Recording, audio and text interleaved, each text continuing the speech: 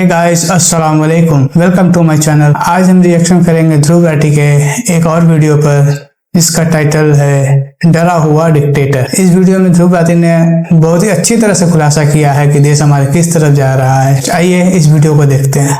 कुछ लोग कहेंगे कि अगर देश में हालत सही में इतनी बुरी है तो मैं ये वीडियो कैसे बना पा रहा। अगर देश सही में डिक्टेटरशिप की ओर गिरता जा रहा है तो मेरा मुंह बंद कैसे नहीं कराया गया अभी तक। अगर लोकतंत्र खत्म हो जाए तो ऐसी चीज चल ही नहीं सकती है यहाँ पे। द प्रिंट के शेखर गुप्ता ने भी यही आर्ग्यूमेंट उठाया था मेरे पिछले वीडियो के बाद। इनका मेरा मुंह बंद नहीं हुआ अभी तक, इसकी खुशी मना रहे हो, और उनका क्या जिनका मुंह बंद ऑलरेडी कराया जा चुका है। इस न्यूज हेडलाइन को देखिए, 6 लोगों को अरेस्ट किया गया और 100 से ज्यादा FIRs कराई गई सिर्फ इसलिए क्योंकि लोग पोस्टर चिपका रहे थे मोदी हटाओ देश बचाओ के। लेट पवन जायसवाल पर 4 सेक्शंस के अंडर केसेस फाइल किए गए सिर्फ इसलिए क्योंकि उन्होंने ये रिपोर्ट किया स्कूल में मिड डे मील के तौर पर बच्चों को नमक के साथ रोटियां खिलाई जा रही हैं। ये एक बहुत बड़ी लॉजिकल फैलेसी है जिसे फॉल्स डिलेमा कहा जाता है। चीजों को जबरदस्ती ब्लैक एंड व्हाइट बना देना कि या तो देश एक डेमोक्रेसी है या फिर एक डिक्टेटरशिप है, बीच में कुछ हो ही नहीं सकता। मैंने कभी नहीं कहा था कि देश ऑलरेडी 100% डिक्टेटरशिप बन गया। मैंने कहा था देश डिक्टेटरशिप की ओर गिर रहा है और अभी भी यही कह रहा हूं। ये डेमोक्रेसी और डिक्टेटरशिप ये एक स्पेक्ट्रम है, एक स्केल है बहुत बड़ा। अलग अलग तरीके हैं जो डेमोक्रेसी मेजर करने के, वो भी 0 to 10 के बीच में नंबर देते हैं। अलग अलग टर्म्स का इस्तेमाल किया जाता है। अगर बहुत अच्छी चल रही है देश में डेमोक्रेसी तो फुली फंक्शनल लिबरल डेमोक्रेसी, उसके बाद है वर्किंग डेमोक्रेसी, खराब है डेमोक्रेसी तो फ्लॉड डेमोक्रेसी, उसके बाद डेफिशिएंट डेमोक्रेसी, उसके बाद इलेक्टोरल ऑटोक्रेसी, फिर हाइब्रिड रेजिम और आखिर में अथॉरिटेरियन रेजिम जो एक्चुअल डिक्टेटरशिप। लोगों को अपनी गाड़ी की इतनी चिंता होती है कि एक छोटा सा स्क्रैच या डेंट भी लग जाता है ना, चिल्लाने लग जाते हैं, वो गुस्से में आ जाते हैं। और यहाँ डेमोक्रेसी की गाड़ी पर ऐसे डेंट मारे हैं, इस तरीके से धज्जियां उड़ा दी गई हैं इस गाड़ी की कि लोग हैरान है देखकर कि गाड़ी अभी भी चल कैसे पा रही है। अगर आप अपने आप को देशभक्त कहते हो और गाड़ी की ये हालत देखकर भी अपनी आवाज नहीं उठाते तो क्या आप देशभक्त कहलाने लायक भी हो?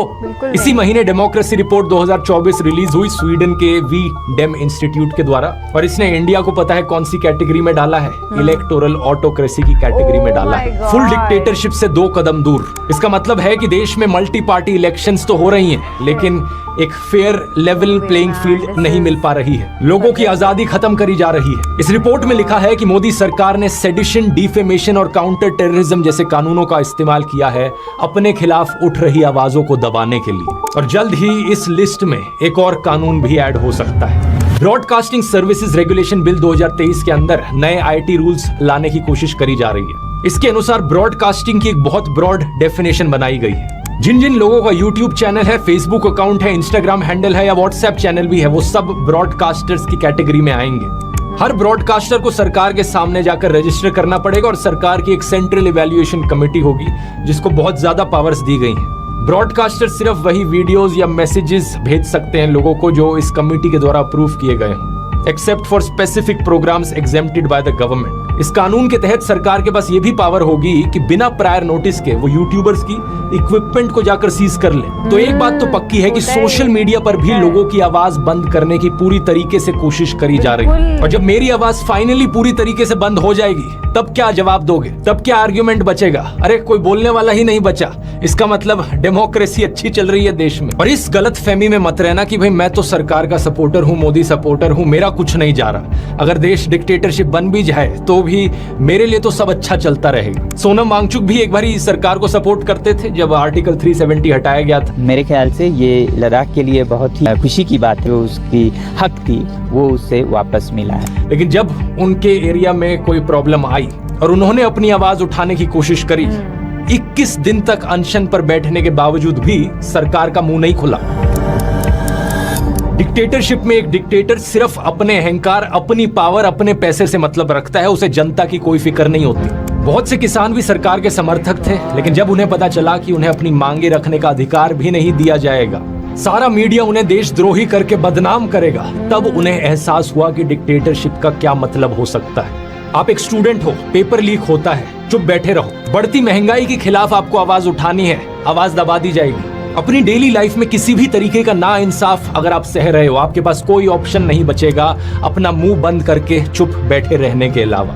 बेरोजगारी और महंगाई जैसे मुद्दों पर तो ये चीज हम ऑलरेडी होते हुए देख सकते हैं। अगस्त 2023 में minister of state Jitendra Singh ने पार्लियामेंट को बताया कि 9,60,000 से ज्यादा सेंट्रल गवर्नमेंट जॉब्स वेकेंट पड़ी हैं। प्राइवेट जॉब्स की बात करी जाए तो हायरिंग प्लेटफॉर्म इंडीड ने फरवरी के इस साल में बताया कि दिसंबर 2021 से फ्रेशर जॉब पोस्टिंग्स डिक्लाइन होती जा रही हैं। मार्च 2024 की ये रिपोर्ट फ्रंटलाइन की है। आईटी सेक्टर में भी हायरिंग डिक्लाइन देखने को मिल रहा है। जॉब्स की सिचुएशन इतनी खराब है कि हरियाणा सरकार को 10,000 से ज्यादा कॉन्ट्रैक्चुअल लेबर की नौकरियां एडवर्टाइज करनी पड़ी इजराइल में, एक ऐसा देश जो वॉर जोन बना बैठा है। हरियाणा के यूथ को वहां भेजा जा रहा है सरकार के द्वारा। ये हालत है देश में जॉब्स की। और महंगाई की तो क्या ही बात करनी, पेट्रोल का दाम 90 रुपए से लेकर 110 रुपए तक पहुंच चुका है। जनवरी 2024 की रिपोर्ट बताती है कि यूनाइटेड नेशंस का जो फूड प्राइस इंडेक्स है वो ग्लोबल फूड इन्फ्लेशन को -10.1% पर डालता है। यानी दुनिया भर में खाने के प्राइसेस कम हो रहे हैं, लेकिन इंडिया में फूड प्राइस इंडेक्स इन्फ्लेशन क्या है दिसंबर 2023 की 9.5% पर। सरकार खुद 80 करोड़ से ज्यादा लोगों को फ्री खाना बांटती है। बताओ क्या जरूरत पड़ी 80 करोड़ लोगों को फ्री खाना देने की? ये तभी हो सकता है जब इन लोगों के पास खाना खाने तक के पैसे नहीं है। अब ये सब सुनने के बाद अभी भी कुछ लोग कहेंगे कि भाई तू सिर्फ मोदी सरकार के बारे में क्यों बोल रहा है? But what about Indira Gandhi dictatorship? वो भी तो डिक्टेटर थी। उनके डिक्टेटर वाली चीजों के बारे में क्यों नहीं बात करता? ये फिर से एक फालतू का आर्ग्यूमेंट है। इसे एक रेड हेरिंग फैलेसी कहा जाता है। क्या मैं जिंदा था उस वक्त जिस समय इंदिरा गांधी ने इमरजेंसी लगाई? नहीं। अगर होता तो मैं यही वीडियोस बना रहा होता। और अभी भी इनफैक्ट मैंने एक पूरा वीडियो बनाया है इंदिरा गांधी की इमरजेंसी के ऊपर, बताया है कि कैसे वो डेमोक्रेसी के ऊपर एक काला धब्बा था। लेकिन कल की प्रॉब्लम्स गिनाकर आज की प्रॉब्लम्स ठीक नहीं हो जाएंगी। उस वक्त जो हुआ वो बहुत गलत था और इस वक्त जो हो रहा है वो भी बहुत गलत है। उस वक्त कुछ लोगों के बहादुर संघर्ष की वजह से डेमोक्रेसी को बचा लिया गया देश में। लेकिन आज कौन बचाएगा देश को? मीडिया को खरीदा जा चुका है, हर इंस्टीट्यूशन कॉम्प्रोमाइज हो चुका है, ऑपोजिशन लीडर्स का अरेस्ट किया जा चुका है। बचा कौन? बचे हम लोग, देश के लोग, we the people of India. हम हैं आखिरी उम्मीद। जैसे इमरजेंसी के समय में लोगों ने भारी संख्या में अपनी आवाज उठाई थी और उसके बाद जो इलेक्शंस हुई उसमें इंदिरा गांधी को हरा दिया था, उसी जज्बे से आज देश की जनता को इस अनडिक्लेयर्ड इमरजेंसी के खिलाफ आवाज उठाने की जरूरत है। अगर आप भारत माता की जय कहते हो तो भारत माता को बचाने के लिए तैयार भी रहो। अगर गांधी जी, भगत सिंह, नेताजी बोस की रिस्पेक्ट करते हो तो उनके जैसा जज्बा भी लेकर आओ। जो आजादी उन्होंने अपना खून पसीना बहाकर दिलवाई है, उस आजादी की रक्षा करना, इंडियन डेमोक्रेसी को बचाना हमारा धर्म है। इस वीडियो को देखने वाला हर एक इंसान अब से अपने आप को लोकतंत्र का रक्षक समझे।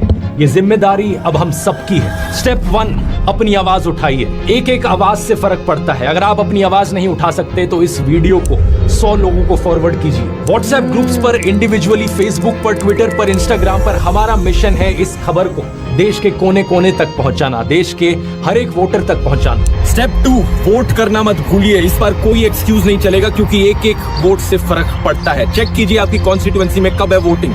अगर आप देश के बाहर होंगे तो आ जाइए वोट करने, क्योंकि इस बार सब कुछ दांव पर है। इस लिंक पर जाइए, ये लिंक डिस्क्रिप्शन में भी मिल जाएगा, चेक करने के लिए कि आप वोटिंग के लिए ऑलरेडी रजिस्टर्ड हैं या नहीं। अगर आपका नाम इस लिस्ट में नहीं आता इसका मतलब आप वोटिंग के लिए रजिस्टर्ड नहीं है। वोटर रजिस्ट्रेशन कंप्लीट करने के लिए इस लिंक पर जाइए, ये भी नीचे डिस्क्रिप्शन में मिल जाएगा। स्टेप 3, अपने आसपास लोगों तक बात पहुंचाइए। क्या आप जानते हैं देश में 30 से 35% एलिजिबल वोटर्स वोट डालने ही नहीं जाते।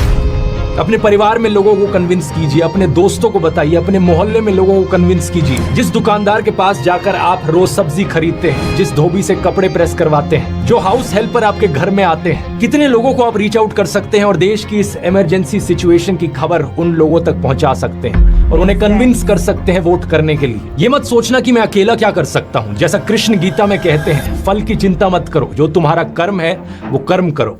इस वीडियो को देखने वाला अगर हर एक इंसान बस ये ठान ले कि अगले 20 दिन तक मैं रोज 5 लोगों को जाकर इसके बारे में बताऊंगा, उसी से ही काम बन जाएगा। हम 1 करोड़ से ज्यादा लोग हैं इस YouTube चैनल से जुड़े हुए। एक इंसान को सिर्फ 100 लोगों को रीच आउट करना है और इस तरीके से हम देश के कोने कोने तक सारे 100 करोड़ एलिजिबल वोटर्स को रीच आउट कर सकते हैं। और स्टेप 4, ये सब करना है खुशी से, हंसते हुए और प्यार फैलाते हुए। जोर से हंसना ताकि आपकी हंसी तानाशाह के अहंकार को डुबा दे। प्यार का दरिया बहाना है जिससे नफरत और अविश्वास का सब कीचड़ हट जाए। तो इन 4 चीजों को याद रखना, अपनी आवाज उठानी है, वोट करना है, दूसरों को वोट करवाना है और हंसना और प्यार फैलाना है। बस इतनी सी जरूरत है। हम देश को बचा सकते हैं, हम देश को बचाएंगे। इनकलाब जिंदाबाद, जय हिंद। ध्रुव राठी ने अच्छी तरह खुलासा किया है इस वीडियो में कि सरकार अपनी मनमानी कर रही है। जिसे चाहे जेल में डाल दो। अगर कोई लीडर पार्टी को सपोर्ट नहीं करता है तो उसके खिलाफ भी FIR कर दो, करवाकर, डराकर, धमकाकर अपनी पार्टी में शामिल कर लेती है, और तब वही बंदा जो करप्ट था वो साफ और सुथरा हो जाता है, बिल्कुल नीट एंड क्लीन। इसका मतलब तो यही है ना कि सरकार जो चाहे कर सकती है, उसके लिए कोई भी लॉ एंड ऑर्डर नहीं है। अब सावधान हो जाइए और अपना वोट सोच समझ कर डालिएगा और सही पार्टी को वोट दीजिएगा। Thanks for watching the video. अगर वीडियो अच्छा लगा हो तो कमेंट कर दें, शेयर कर दें और इस चैनल को सब्सक्राइब कर दें। दुआओं में याद रखें। अल्लाह।